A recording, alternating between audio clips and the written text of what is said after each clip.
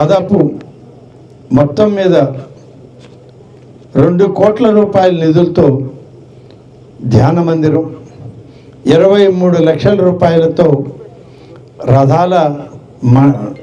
రథశాల నిర్మాణం, దాతల సహాయంతో కళ్యాణ మండపం 2 కోట్లు, కళ్యాణకట్ట నిర్మాణం కోసం 35 లక్షలు, గరుత్మంతుని విగ్రహ నిర్మాణం కోసం 80 లక్షలు, దాతల సహాయంతో ఈరోజు శంకుస్థాపన చేయడం, అలాగే మొత్తం మీద 5,38,00,000 రూపాయల పనులకి ఈరోజు వెంకటేశ్వర స్వామి ఆశీస్సులతో మేము ఇక్కడ శంకుస్థాపన చేశాం. ముందే పెద్దలు ప్రభాకర్ రెడ్డి గారు వారు కూడా చేయడం జరిగింది. ఇలా అందరం కలిసి చేస్తే త్వరలోనే ఆలయాలన్నీ కూడా మళ్ళీ అభివృద్ధి చెందేదానికి అవకాశాలు ఉంటాయి. కావలి నియోజకవర్గంలో నేను మంత్రిగా, కృష్ణారెడ్డి గారు శాసనసభ్యుడిగా వచ్చాక ధూపదీప నైవేద్యాల కింద ఈ నియోజకవర్గంలో 73 ఆలయాల్లో ప్రతి నెల 10,000 రూపాయలు ఆ యొక్క పూజా కైంకర్యాలు చేసే వ్యక్తికి బ్యాంక్ అకౌంట్లో డబ్బులు వేసే కార్యక్రమం మొదలుపెట్టాం. ఇవాళ అందరికీ ఆ డబ్బు విడుదల అవుతూ ఉంది. కామన్ గుడ్ ఫండ్ కమిటీ నుంచి ఇప్పుడు దాదాపు 2 కోట్ల రూపాయలు పనులు మొదలుపెట్టి చేయడం జరుగుతూ ఉంది. ఇంకా కొన్ని పనులు మొదలు పెడుతున్నాం. ఇంకా కొన్ని ఆలయాల గురించి మీ శాసనసభ్యులు ఇప్పటికే అడగడం జరిగింది. కావలి పట్టణంలో కూడా కొన్ని ఆలయాల గురించి ప్రస్తావన చేశారు. వీటన్నిటికి కూడా త్వరలోనే నిర్ణయం తీసుకుని నిధులు మంజూరు చేస్తానని చెప్పి నేను ఈ సందర్భంగా మనవి చేస్తున్నాను. ఇవాళ ఇది ఒక బాధ్యత ఈ ప్రభుత్వానికి. గౌరవ ముఖ్యమంత్రి శ్రీ చంద్రబాబు నాయుడు గారు, ఉప ముఖ్యమంత్రిగా శ్రీ పవన్ కళ్యాణ్ గారు, రేపటి తరం నాయకుడిగా శ్రీ లోకేష్ గారు, కూటమి నాయకత్వాన్ని నడిపిస్తున్నటువంటి అందరు నాయకులు కలిపి ఆంధ్రప్రదేశ్ రాష్ట్రాన్ని ఆధ్యాత్మిక ఆంధ్రప్రదేశ్గా తీర్చిదిద్దడానికి ఒక మంచి సంకల్పంతో ఈ బాధ్యతను నాకు అప్పచెప్పడం జరిగింది. ఈ బాధ్యత నిర్వహణలో ఎలాంటి తొట్టుబాటు లేకుండా మరింత వైభవోపేతంగా శోభాయమానంగా ఆలయాలన్నీ విరాజిల్లాలని, ఆ ఆలయాల్లో ఉన్నటువంటి దేవతలు దేవుళ్ళు అందరూ కూడా తెలుగు వాళ్ళనందరినీ ఆశీర్వదించాలని, వారి యొక్క ఆశీస్సులతో ఆంధ్రప్రదేశ్ రాష్ట్రం స్వర్ణాంధ్రకి దగ్గరలో త్వరగా ఆ కార్యక్రమాన్ని పూర్తి చేసుకొని స్వర్ణాంధ్రప్రదేశ్గా మారే కార్యక్రమంలో ఈనాడు ఈ కార్యక్రమాలన్నీ చేస్తూ ఉన్నాం. అనేక కార్యక్రమాలు మొదలుపెట్టాం. మరీ ముఖ్యంగా ఈ మాసం అయితే కార్తీక మాసం. ఎన్ని దగ్గరలో కార్తీక దీపాలు వెలిగిస్తున్నామో, ఎన్ని దగ్గరలో కార్తీక మాసం పూజలు చేస్తున్నామో ఇవాళ మనం ప్రతి నిత్యం ఆలోచన చేస్తూ ఉంటే, చేసేటప్పుడంతా భగవంతుడిని కోరుకునేది అందరినీ చల్లగా చూడు తండ్రి, మా ప్రాంతాన్ని అభివృద్ధి చేయి, అభివృద్ధిలో ముందుకు నడుపు, స్వర్ణయుగాన్ని మళ్ళీ ఒకసారి ఆంధ్రప్రదేశ్ ప్రతి కుటుంబానికి అందించు, ఆంధ్రప్రదేశ్ రైతాంగాన్ని ఆశీర్వదించు అని చెప్పి కోరుకుంటూ ఆ దీపాన్ని వెలిగించేటప్పుడు ఆ దీపపు జ్యోతులు ఇవాళ ఆంధ్రప్రదేశ్ అంతా కూడా వెల్లివిరుస్తున్నాయని చెప్పి సందర్భంగా తెలియజేస్తూ, ఎంత కాలయాపనైనా ఈరోజు పొద్దున డిఆర్సీ సమావేశం పూర్తి చేసుకుని ఇంత కాలయాపనైనా అందరూ ఉండి ఈ మహత్ కార్యంలో ప్రతి ఒక్కరూ పాల్గొంటున్నందుకు ముఖ్యంగా ఈ ప్రాంత ప్రజలకు, అలాగే భక్తులకు, మీడియా ప్రతినిధులకు, వేదిక పైన ఉన్నటువంటి నాయకులకు అందరికి కూడా పేరు పేరున నేను ధన్యవాదాలు తెలియజేస్తూ, ఈ క్షేత్రం మరింత శోభాయమానంగా మరొక తిరుమలగా మారే కార్యక్రమంలో వరకు వచ్చి ఏమి కావాలన్నా ఈ యొక్క క్షేత్రంలో చేయడం జరుగుతుంది. అభివృద్ధిలో మన క్షేత్రాన్ని ముందుకు తీసుకుపోతామని చెప్పి నేను మీ అందరికి కూడా తెలియజేస్తాను. Thank you. పెద్దలు, పూజ్యులు, గౌరవనీయులు సురేంద్ర దేవాదాయ శాఖ మంత్రివర్యులు ఆనం రామనారాయణ గారు, అదేవిధంగా గిరి నాయుడు గారు, కేశవులు గారు, అదేవిధంగా ఇక్కడికి వచ్చేసినటువంటి అందరికీ కూడా పేరు పేరున స్వాగతాన్ని తెలియజేస్తూ, అనేది మన ప్రాంతంలో ఉన్నటువంటి నానుడి. ఎన్ని విపత్కర పరిస్థితులు ఎదురైనా మన ప్రాంతంలో పంటలు పండే దగ్గర నుంచి ఎప్పుడు కూడా కరువు కాటకాలు రానటువంటి ప్రాంతంగా విరాజిల్లుతుందంటే ఈ ప్రసన్న వెంకటేశ్వర స్వామి దయ మన ప్రాంతం మీద ఉందని మన అందరం కూడా అనుకుంటుంటారు, మన పెద్దలు కూడా చెప్తూ ఉంటారు. అందుకనే సంవత్సరానికి ఒకసారి జరిగేటువంటి పంచాగ్ని బ్రహ్మోత్సవాల కార్యక్రమంలో ఈ ప్రాంతంలో ఉన్నటువంటి వేలాది మంది భక్తులు ఇక్కడికి విచ్చేయటం, వెంకటేశ్వర స్వామి యొక్క కృపని అందరూ కూడా పొందడం జరుగుతున్న తరుణంలో మనకు అదృష్టం మన జిల్లా మంత్రివర్యులు ఈ ప్రాంతం మీద స్వతంత్రం వచ్చిన దగ్గర నుంచి నేటి వరకు కూడా ఆను అనే ఒక బ్రాండ్తో ఈ ప్రాంతాల్లో ప్రతి ఇంటిలో వాళ్ళ కుటుంబ అభిమానులుగా పెంచుకుంటూ ఈ ప్రాంతంలో ఎక్కడో ఇక్కడ ఏదో ఒక ఇంట్లో కొంత సహాయం పొందినటువంటి వాళ్ళు అందరూ ఉంటారు ఆనంద్ కుటుంబకులు. అటువంటి తరుణంలో ఈరోజు రామనారాయణ అన్న ఈ దేవస్థానానికి సంబంధించినటువంటి ఎంతోమంది మినిస్టర్ కావడం నిజంగా మన అదృష్టం. ఎందుకంటే పూచిన ప్రతి పువ్వు దేవుని పాదాలు తాగదు, కొద్ది పువ్వులకి అదృష్టం ఉంటుందని ఒక సామెత ఉన్నట్టుగా అన్న మంత్రి అయిన తర్వాత మొట్టమొదటి నేను యాదృచ్ఛికంగా నా శృంగేరి పీఠాధిపతి మీరు తీసుకొస్తున్నారు సోమశిలకి, మా ఈ బిల్లుకుంట క్షేత్రానికి కూడా ఆహ్వానించండి అన్న అంటే నేను క్యాజువల్గా అన్నాను అన్నతో. కానీ ఆయన ఈ ప్రాంతం మీద ఉండే మమకారంతో లెటర్ రాసి వాళ్ళతో మాట్లాడి వస్తున్నాడు కృష్ణ నువ్వు రెడీ చేసుకోమని చెప్పాడు. నిజంగా అది అసలు బ్రహ్మముహూర్తం.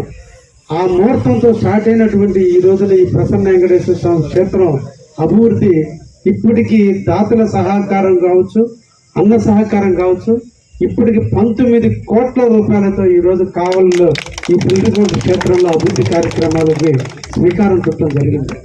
శృంగేరి పీఠాధిపతి వచ్చాడు, శంకులకు పూజ చేశాడు. ఇది మహాక్షేత్రంగా ఆశీర్వాద ఫలం ఈ రోజున మనం ఈ ప్రాంతంలో అన్ని రకాల కార్యక్రమాలు ఈరోజు ఇంకా దాతలు మేము కూడా ఏదైనా చెబితే చేస్తామని ఈరోజు ముందుకు వస్తున్నారు. అంచెలంచెలుగా చేయాలి. ఇది ఒక పుణ్యక్షేత్రంగా వర్ధిల్లేటట్టు దీన్ని తీసుకురావాలి. ఇక్కడ నేను అన్నతో కూడా చాలాసార్లు చెప్పాను, ఇక్కడ ఒక వేద పాఠశాల కూడా మాకు వచ్చేటట్టుగా మీ సహాయ సహకారాలు ఉండాలని కూడా వారికి చెప్పడం కూడా జరిగింది.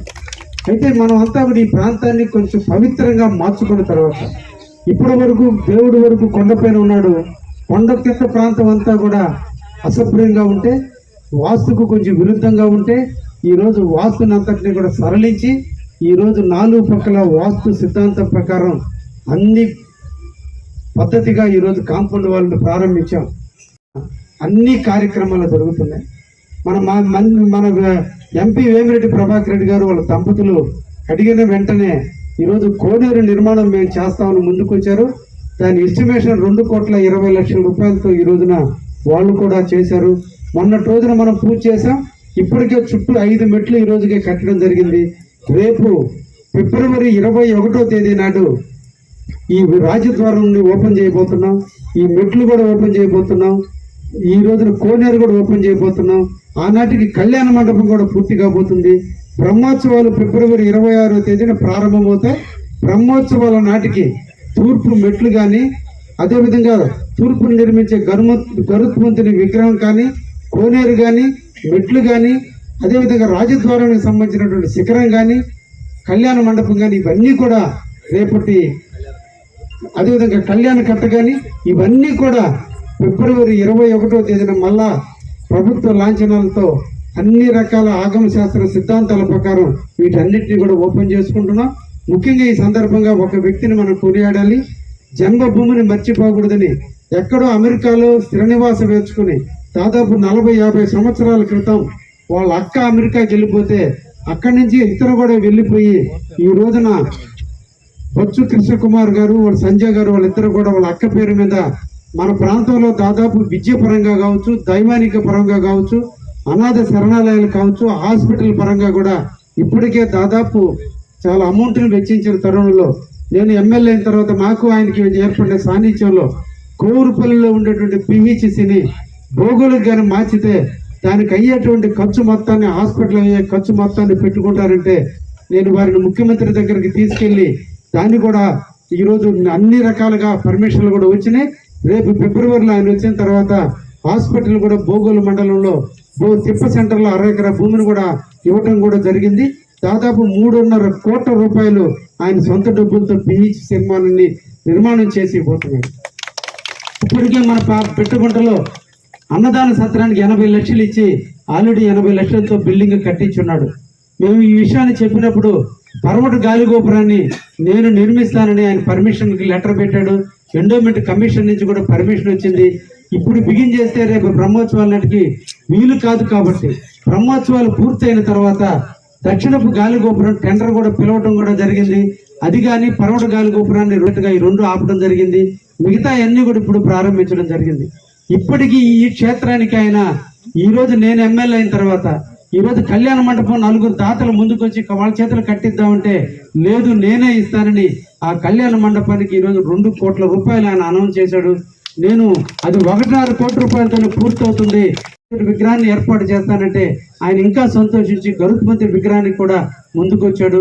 ఈ రోజున పర్వత వైపున గాలి గోపురానికి 2,20,00,000 రూపాయలు, ఈ రోజున కళ్యాణ మండపం గరుత్మంతుడి విగ్రహానికి కలిసి 2 కోట్ల రూపాయలు, దాదాపు 4,20,00,000 రూపాయలు ఇచ్చినటువంటి వ్యక్తిని మనందరం కూడా గుర్తించుకోవాలి.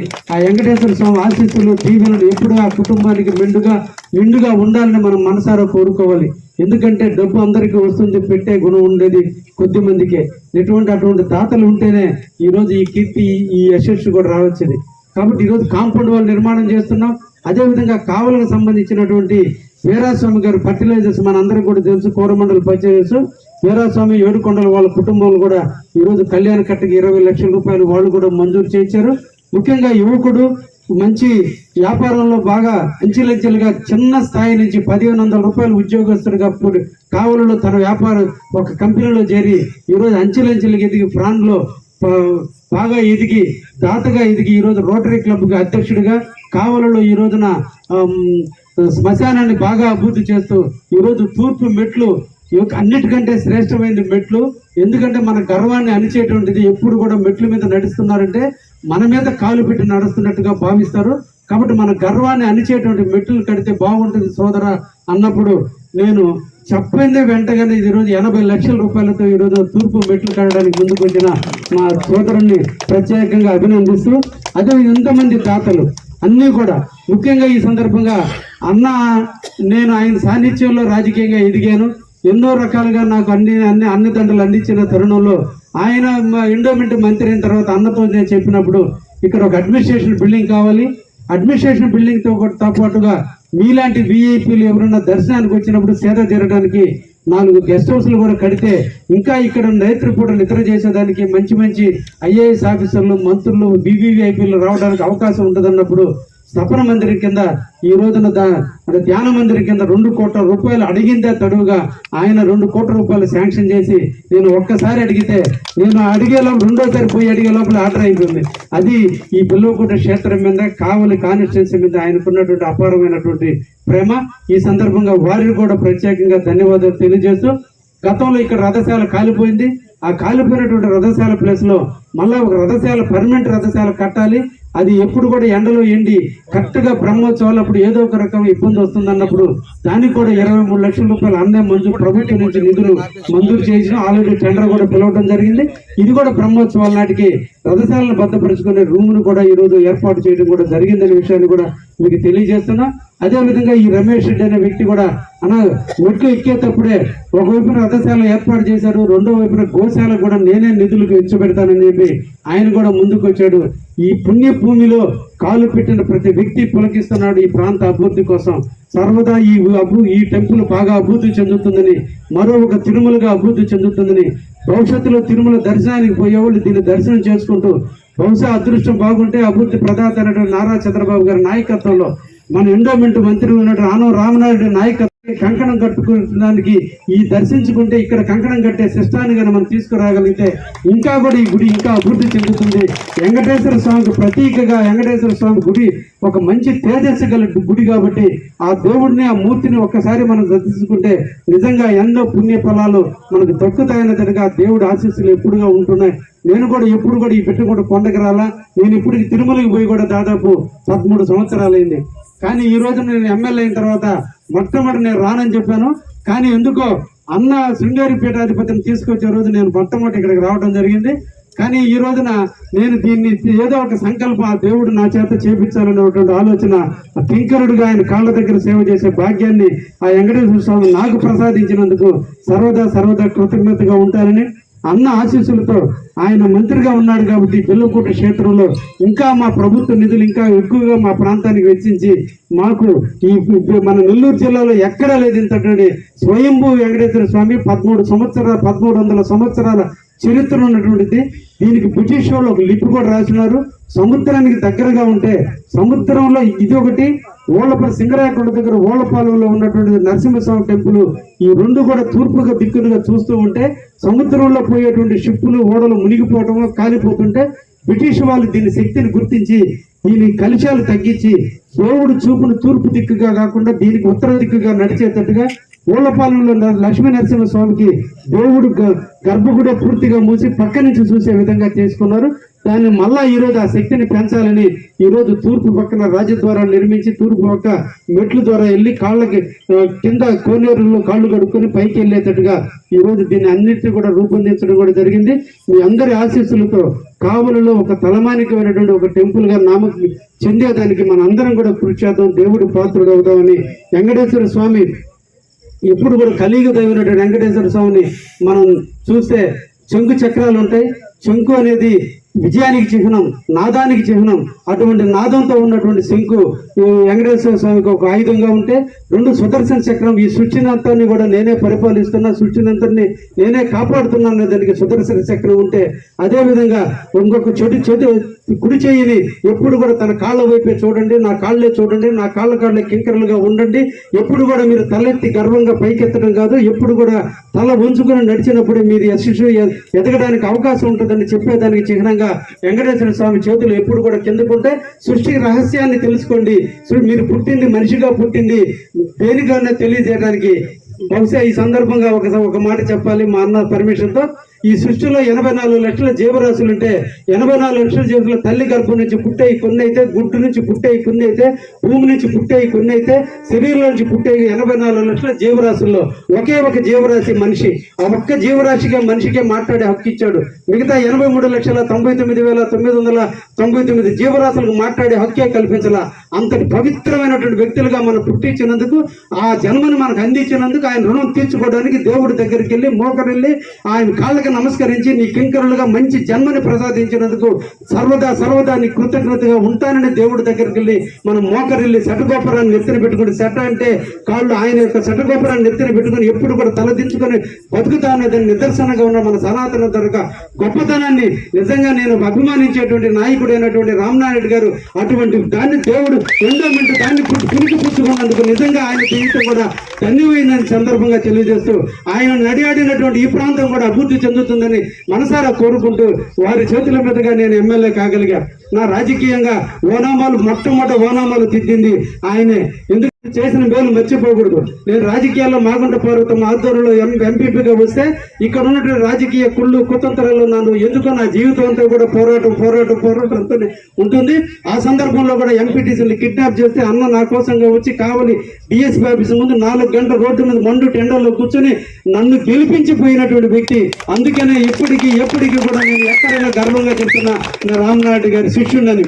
అందుకనే ఆయన అవటం ఈరోజు ఈ గుడి ఇంత అభివృద్ధి చెందడనే కారణం కూడా ఈ సందర్భంగా తెలియజేస్తూ ఎప్పుడు కూడా వారి ఆశీస్సులు ఈ ప్రాంతానికి మెండుగా ఉండాలని ఈ ప్రసన్న వెంకటేశ్వర స్వామి మీ చేతుల మీదుగా దినదిన అభివృద్ధి చెందేటట్టుగా మీరు ఎప్పుడు కూడా మా ప్రాంతం మీద మనసు పెట్టాలని ఈ సందర్భంగా కోరుకుంటూ ఆయనకి ధన్యవాదాలు తెలియజేస్తూ మీ అందరికి కూడా ఆయన వస్తున్నాడు అనగానే మీరు అందరూ కూడా స్వచ్ఛందంగా అందరూ కూడా వచ్చినందుకు కొంత కార్యకర్తలకి బీజేపీ జనసేన తెలుగుదేశం కార్యకర్తలందరికీ కూడా ధన్యవాదాలు తెలియజేస్తూ మనం 5 గంటలకే పూర్తి చేద్దాం లైటింగ్ లేకుండా అనుకున్నాం. కానీ లైటింగ్ వేయబట్టి అదృష్టం ఈ సందర్భంగా మీ అందరూ కూడా ధన్యవాదాలు తెలియజేస్తూ ముగి